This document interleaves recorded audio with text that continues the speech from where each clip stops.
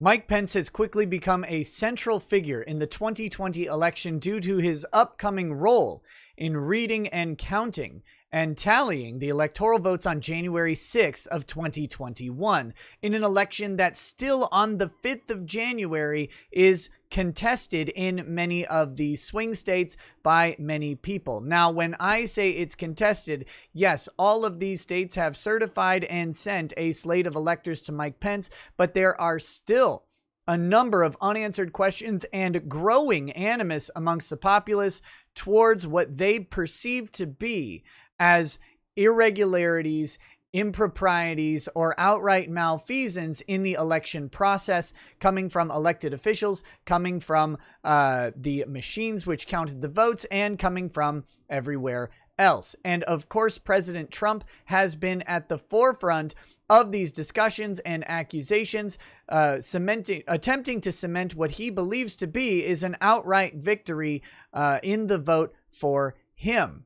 Again, challenging states like Georgia, Wisconsin, Michigan, Pennsylvania, Arizona, and Nevada, all with what many consider to be unanswered questions. But the real question is, right now, what will Mike Pence do?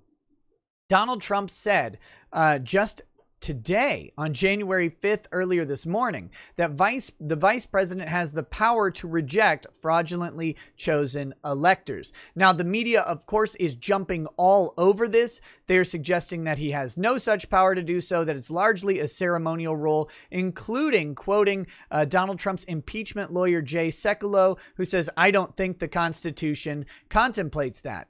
But not thinking the Constitution contemplates that and it not being contemplated are actually two different things. And we have to remember that this is largely uncharted territory for a vice president, and that constitutional provisions aren't entirely clear, and that this all boils down to ultimately the Electoral Count Act, an act passed back in 1886 or 1887, which controls how this counting process actually works. But there is questionable legality around that. In fact, it was challenged by Louis Gohmert in court. However, it was dismissed as Louis Gohmert sued Mike Pence, and the court determined that Mike Pence was not the proper target of this lawsuit.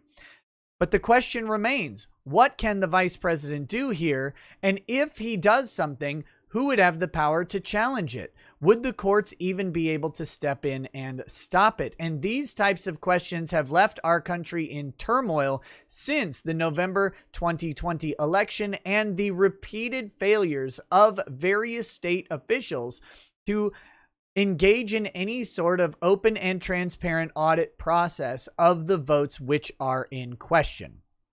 That is the lasting legacy of the 2020 election so far. But let's theorycraft with Jenna Ellis real quick, who is counsel to the president, on what she thinks Mike Pence could do. And let's go ahead and give some credibility to the fact that she is counsel to the president and maybe in consultations with both the president of the United States and Mike Pence. Here we go. What Mike Pence could do, and what he should do, in fact, is to direct a question back to the state legislatures when there are two competing slates of delegates from these 6 states. He can ask that question to the states and say, well, state legislatures, I have an oath to the Constitution to uphold the Constitution as written, and Article 2, Section 1.2 says that the state legislatures direct the manner in which electoral delegates are selected. So I'm not going to play the whole clip. It will be, of course, included in the description below, and I would love to hear your comments about it down in the comment section below.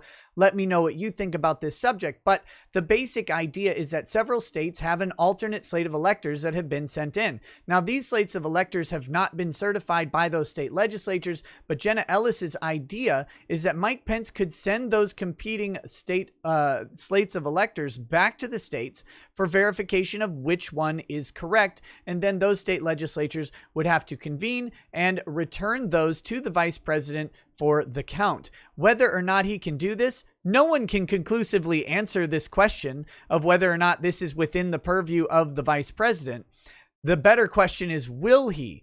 And Mike Pence has supported President Donald Trump rather vocally over the past few days, including at a recent rally in Georgia, saying that He welcomes the challenge to the electoral count that's expected to come on January 6th, and that all of the evidence will be heard in Congress.